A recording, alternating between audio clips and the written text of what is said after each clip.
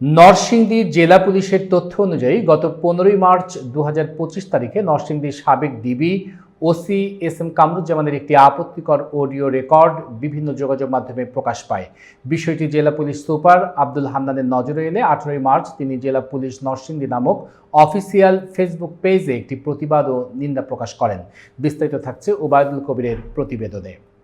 SP Abdul Hannan তার বিবৃতিতে বলেন, এই বক্তব্য সম্পূর্ণ মিথ্যা, ভিত্তিহীন, বানোয়াট, উদ্দেশ্য প্রণোদিত, শৃঙ্খলা বহির্ভূত এবং অপেশাদারিত্বের পরিচায়ক। এটি অসদাচরণের শামিল এবং বিভাগীয়ভাবে শাস্তিযোগ্য অপরাধ। তিনি আরও জানান, সাবেক DB OC S M Kamruzzaman এবং কোর্ট ইন্সপেক্টর জাকির হোসেনের বিরুদ্ধে এসআই শামিনুর রহমান একটি অভিযোগ দাখিল করেন।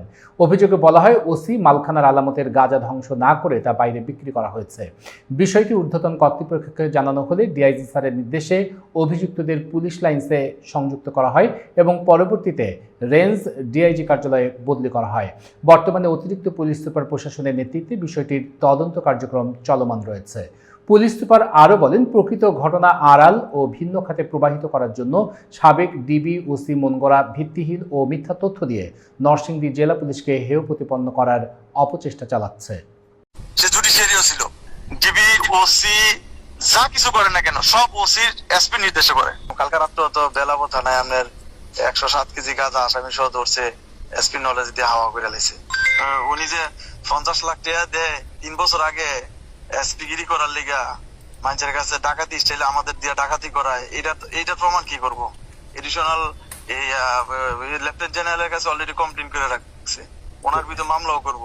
এছাড়া এই যে প্রত্যেক থানা আমাদের কাছে অনেকটা খুদে মেসেজ পাঠায় 2 লাখ টুমোরো।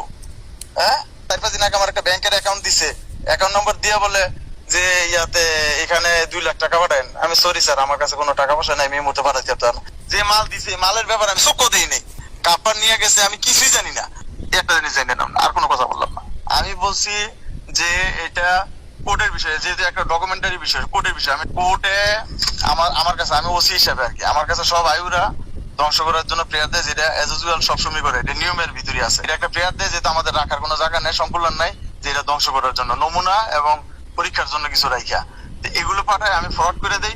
পুলিশ একটি ডিসিপ্লিন বাহিনী, আমরা আইনের মধ্য থেকে কাজ করি এবং এখানে কিন্তু আমাদের দুইটা দিক, একটা হচ্ছে আমরা জনগণ নিয়ে কাজ করি, রাষ্ট্রের পক্ষে কাজ করি, আর একটি হচ্ছে আমাদের ইন্টারনাল একটা অ্যাডমিনিস্ট্রেশন আছে, যে অ্যাডমিনিস্ট্রেশনটা আমাদের গর্ব, যে অ্যাডমিনিস্ট্রেশনটা আমাদের সৌন্দর্য। এবং বাংলাদেশ পুলিশের কোনো সদস্য যদি আইনের কোনো ব্যত্যয় ঘটায় তাহলে তার বিরুদ্ধে আমরা বিভাগীয় ব্যবস্থা গ্রহণ করে থাকি। গতকাল যে নিউজটা আপনারা পেয়েছেন সেটি একটি নির্দিষ্ট অভিযোগের ভিত্তিতে আমাদের যে প্রাথমিক প্রশাসনিক কার্যক্রম সেটি গ্রহণ করা হয়েছে। ওসি কোর্ট মালখানা তিনি একটি অবগতিপত্র আমার কাছে দাখিল করে, যেখানে সাবজেক্ট ম্যাটার ছিল যে 96 কেজি গাঁজা, যেটি মামলার আলামত, জিডি মূল্যে এটি রক্ষিত হয়েছিল। এটিকে মামলার আলামত নয়, এটা জিডি মূল্যে একটি আলামত, যেটি বিধি অনুসরণ করে ধ্বংস করা কথা।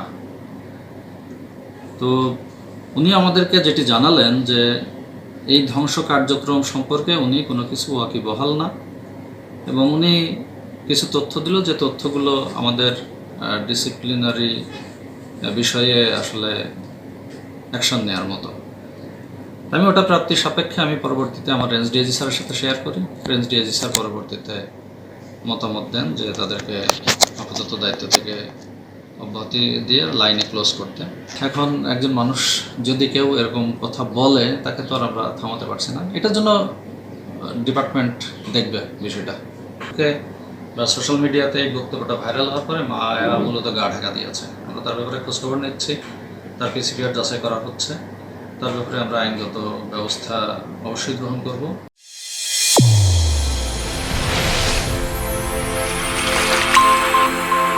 চ্যানেল A1 হৃদয়ের স্পন্দন।